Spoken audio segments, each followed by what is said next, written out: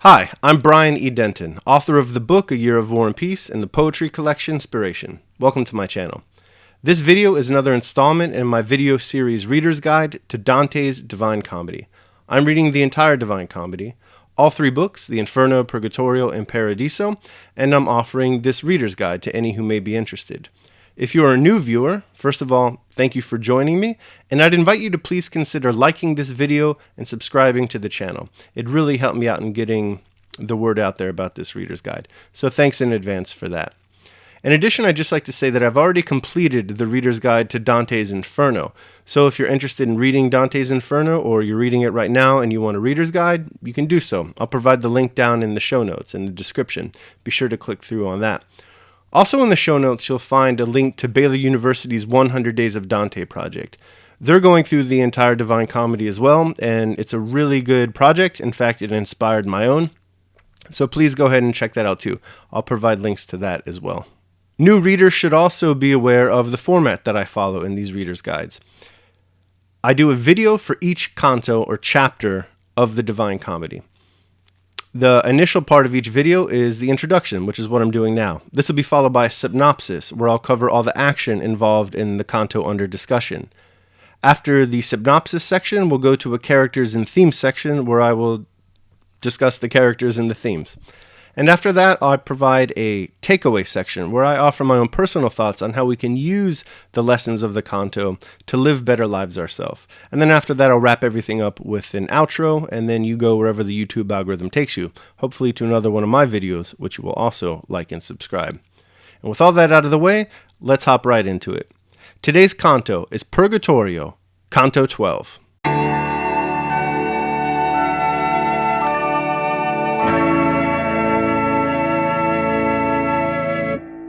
This canto opens with Dante the Pilgrim still deeply invested in his travels with the penitent sinners of pride. Virgil, however, he decides that perhaps Dante has learned enough from these sinners, and so he urges Dante to move on, and to leave them, and to speed along the path up the mountain of purgatory.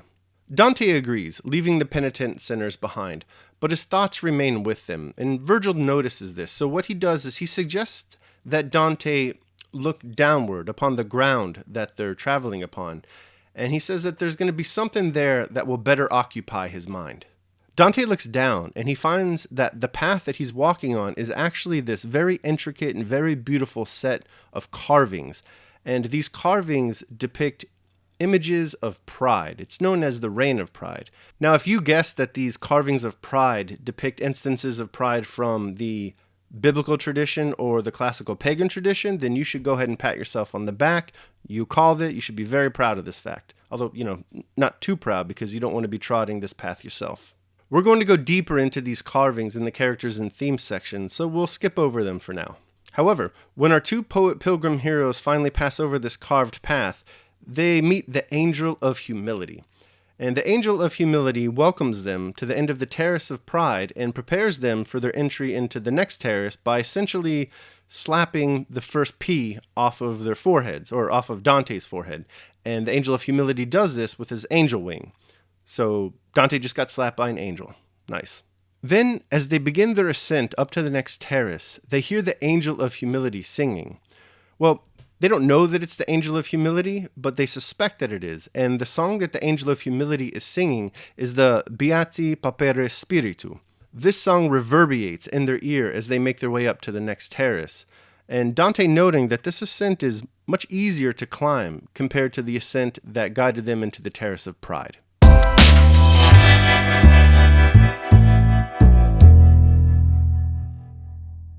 For the characters and theme section today, I'd like to discuss both the weight of pride as presented in this canto, and then I'd like to get into those carvings in the path that Dante and Virgil follow, the so-called Reign of Pride.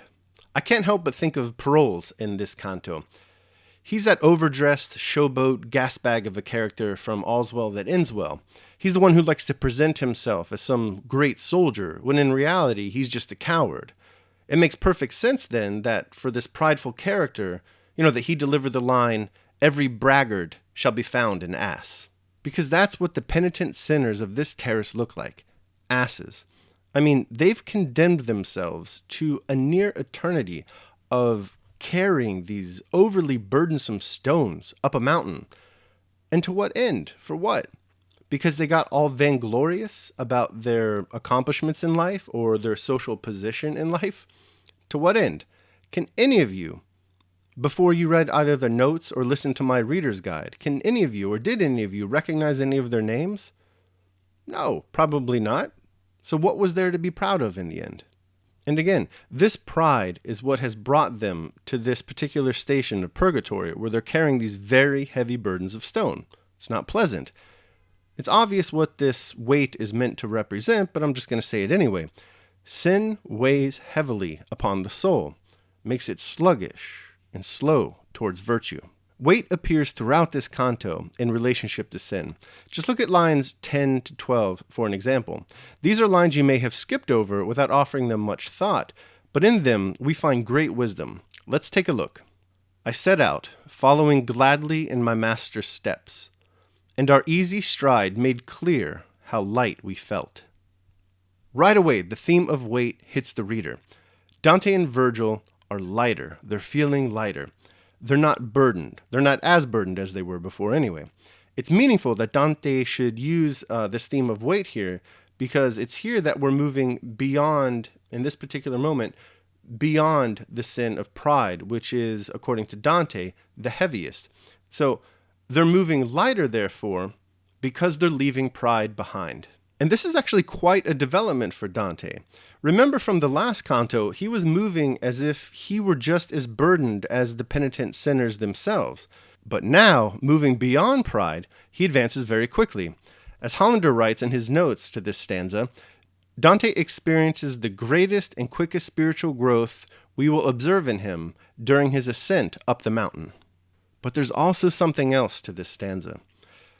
Dante the poet writes that Dante the pilgrim follows gladly in his master's footsteps. Once again, as regular viewers of this reader's guide will remember, we see the importance of having a proper role model in our life.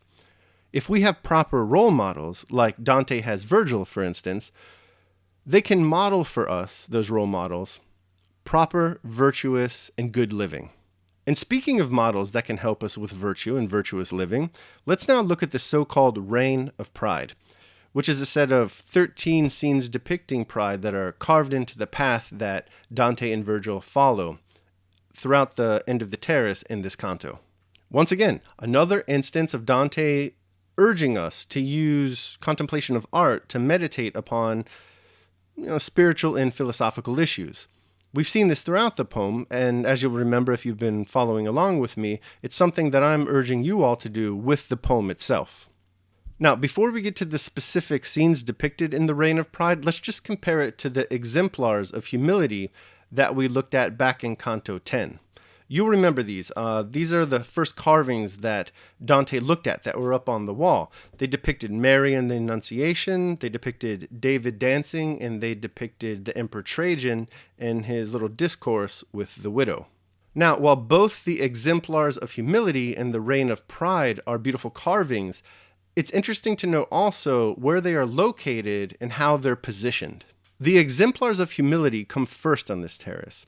For me, what Dante is saying with this is that there are, as I keep repeating throughout this entire series, there are plenty of good examples for us to follow.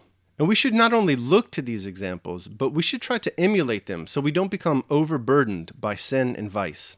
The positioning of these two sets of carvings, the Reign of Pride and the exemplars of humility, is also very important to pay attention to. The exemplars, for instance, are elevated. They're along the wall that Dante and Virgil are passing by. The Reign of Pride, on the other hand, is carved into the sidewalk, or the path, below Dante and Virgil's feet. The one elevates us. We look up to it for inspiration.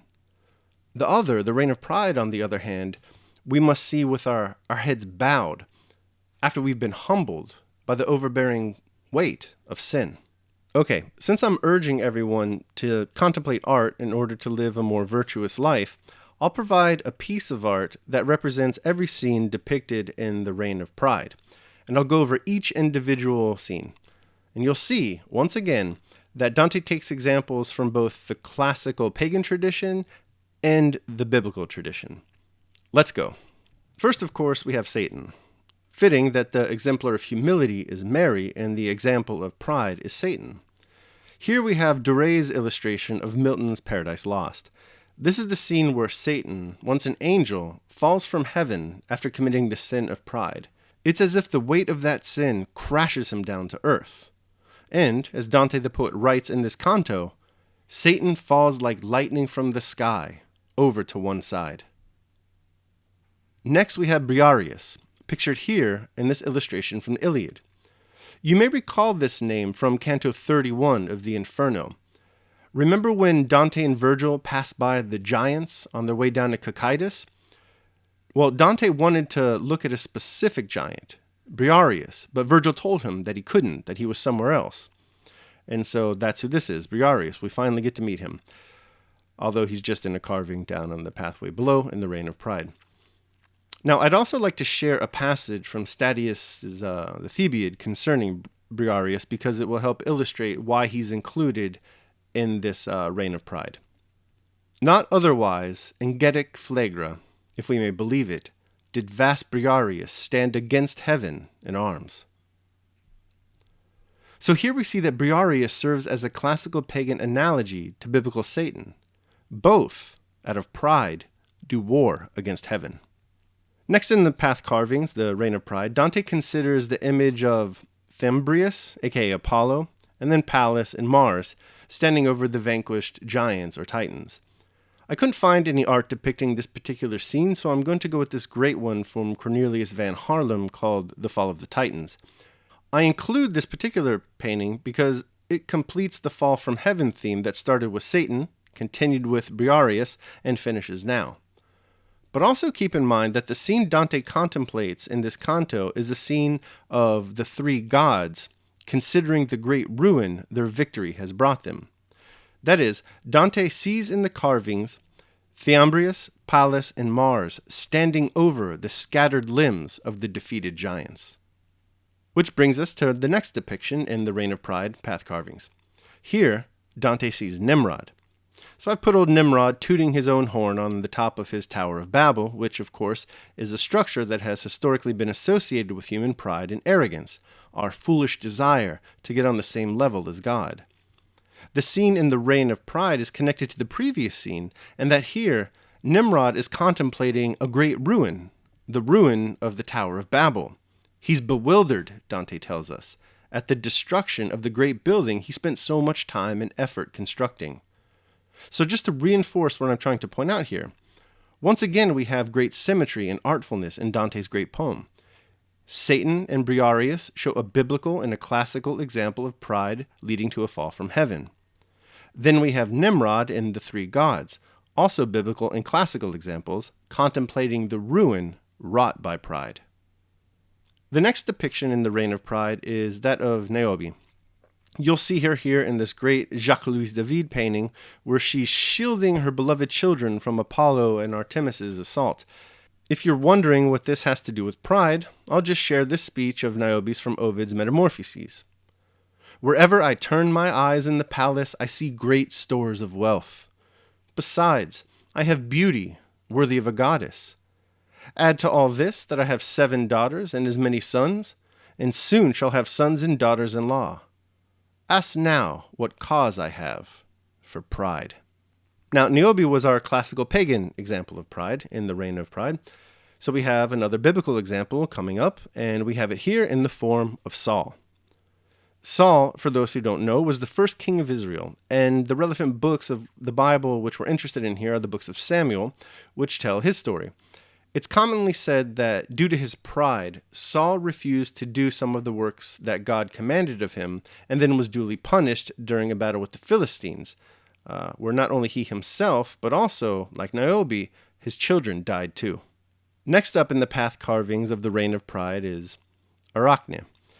Curiously enough, her story is told in the same book of Ovid's Metamorphoses as Niobe's is.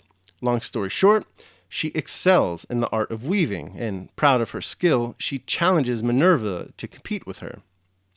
Arachne produces a piece of cloth in which the armors of the gods were woven, and Minerva, unable to find fault with it, tears it into pieces. In despair, Arachne hangs herself, but the goddess loosens the rope just in time to save her life, and the rope changes into cobweb, and Arachne herself turns into a spider. Our biblical analog to Arachne is Rehoboam. Here, he is depicted in a piece called The Arrogance of Rehoboam. The story of his arrogance is told in the Bible. He was the last of the kings of a united Israel, and owing to his prideful refusal of certain demands of the people, 10 of the tribes of Israel revolted against him. Frankly, though, I said this is the biblical analog to Arachne. I just don't see it. It's got to be there somewhere, though. I just can't figure it out. Maybe one of you can. Let me know down in the comments below. Next up is a classical pagan illustration of pride, Eryphilia, and her necklace of Harmonia. Again, we can turn to Statius for context. The basic story is that her vanity, her pride, made Eryphilia overly desirous of obtaining the necklace of Harmonia. She wanted it so bad, in fact, that she betrayed her own husband in order to get it. In return, she's murdered by her own son. Statius writes at the conclusion of this story, "Ah, the laments she prays for, impious woman, the disasters she desires, she merits them." You know who else was murdered by his own son, or in this case sons? This guy, Sennacherib. You'll recall him from the Bible, primarily 2 Kings and Isaiah. The basic story is that he's an Assyrian king who first made some fairly outrageous demands against Hezekiah, the king of Judah, and then made war on him after that. Unfortunately for Sennacherib, and you can see this whole story depicted in this art piece that I'm sharing here, his whole massive army was wiped out by a single angel of God. Later, having retreated, he's murdered by his own sons. Sennacherib, therefore, can be said to have suffered divine punishment for his arrogance and the demands he made of Hezekiah, and then his war against the same. Next up, Dante considers the scenes of Thamyris admiring the beheading of Cyrus. I'm not going to comment further on this other than just to share this wonderful porcelain, which is definitely in the conversation for top 5 porcelains of all time. I mean, look at it. That's awesome. Holofernes is next, and he was the general of the armies of Nebuchadnezzar, the king of Assyria, and he was slain by Judith. His pride resembles that of Sennacherib in that he attacked a city of the Israelites and hence offended their god. So Judith cuts his head off, which you can see here. Nice. Way to go, Judith. Okay, so I hope that helped you understand better the reign of pride. I know that Dante's references aren't the most readily understandable, even for your average educated person today. Before we move on to the takeaway section, I'd like to spend just a little bit more time on the reign of pride. In particular, I'd like to discuss Dante's poetic presentation of the reign of pride and how it truly testifies to his status as the self-proclaimed best poet of all time. So here are the lines presenting the reign of terror from the poem. These are all in the original Italian. You'll notice in your own reading, and if not that, then by my helpful highlights, that Dante engages in a little repetition here. It's almost as if he's trying to draw our attention to something. But to what? Well, look a little bit closer. You'll see that many of the stanzas start with the same letter. 3 letters, in fact. And these 3 letters are repeated over and over again. V, O, and M.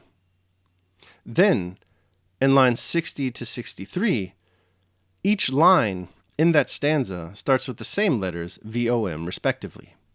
Now, with the idea that V is equal to the letter U in Latin, we can put these letters together to spell uomo. In Italian, this translates to man. So what Dante is saying is that the sin of man is the sin of pride, the first and the heaviest of the sins. That's right. In order to be considered the greatest poet of all time, one must master that most sophisticated of all poetical forms, the acrostic.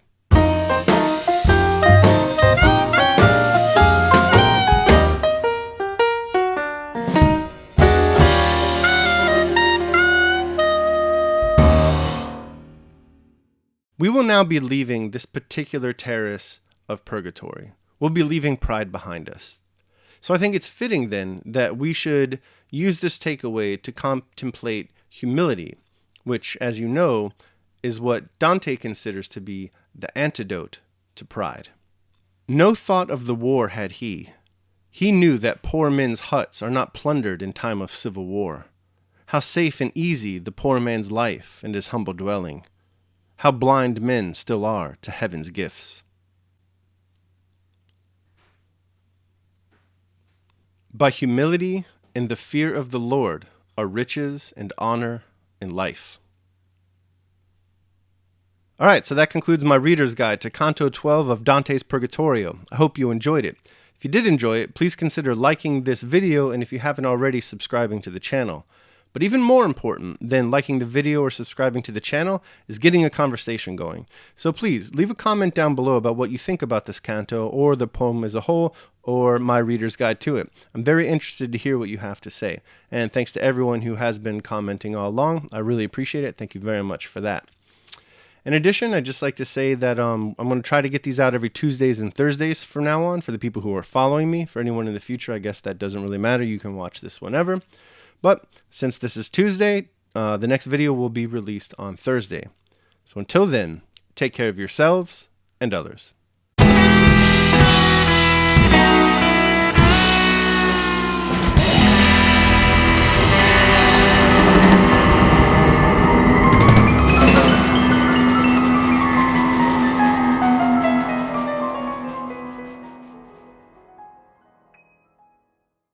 The exemplars of humility come first in this terrace. For me, that's Dante saying that there are, as we keep repeating in this series, plenty of examples of virtual living, Dante in the metaverse.